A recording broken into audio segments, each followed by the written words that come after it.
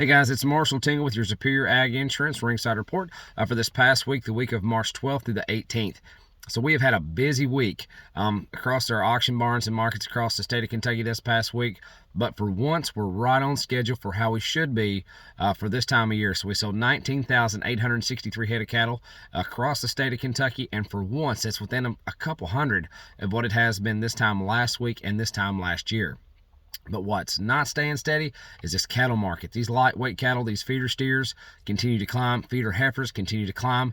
By the week, everybody's got green grass on their mind. It's starting to come up, and things are still remaining to look optimistic on your feeder cattle deal. Now, what they call them? Feeder steers and heifers, $3 to $7 higher across the board. Some instances sharply higher to the tune of $12 to $15 higher, which is a really promising sign. Now, one thing to be noted, running out of 8 weights this week. There really weren't any 8 weights, a light test.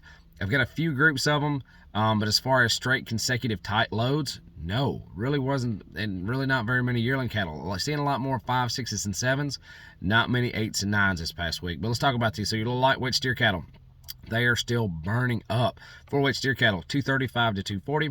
They topped off at 285. 5-weight steer cattle this week, 215 to 225. They topped off at 245. So they still continue to climb just like a ladder. Each week they keep gaining more and more money to them. Now let's talk about these yearlings. Light test, but some of these numbers are still really tight and right on our CME feeder cattle index. CME feeder cattle index started off the week sharp, had a little dip, and then came back up to close out the week. So a really good sign there. But let's talk about these 8 weights and comparing to what we've been seeing nationwide. So start off here. Here's 20 head of these.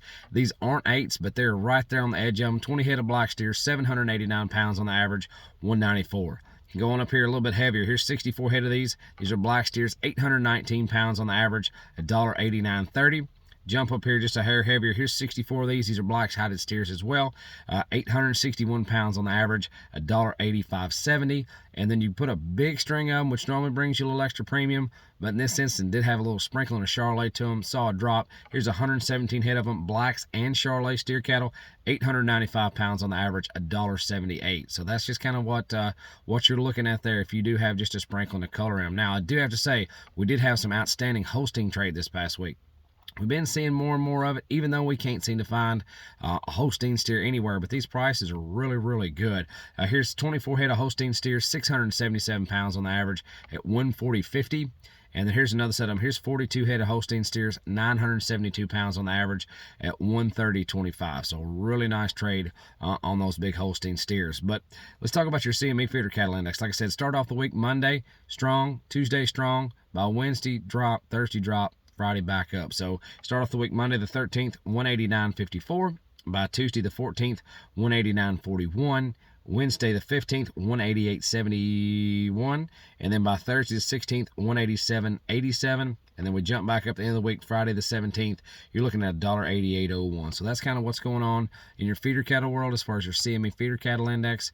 Had a little bit of a valley there towards the middle of the week, but jumped back up towards the close of the week, which is always a really good sign. But as always, if you're interested in a livestock risk protection policy, an LRP policy, there's no better time than now. There's so many influences going on. You're seeing fluctuation in your board, and your input cost on your lightweight feeder cattle continue to climb by the week. So now would be a great time to put in an LRP policy if you're interested. So call Ian Thomas. That's Ian Thomas at Superior Ag Insurance. Ian Thomas, 859-613-2453. Or check us out on the web, www.superioragins.com.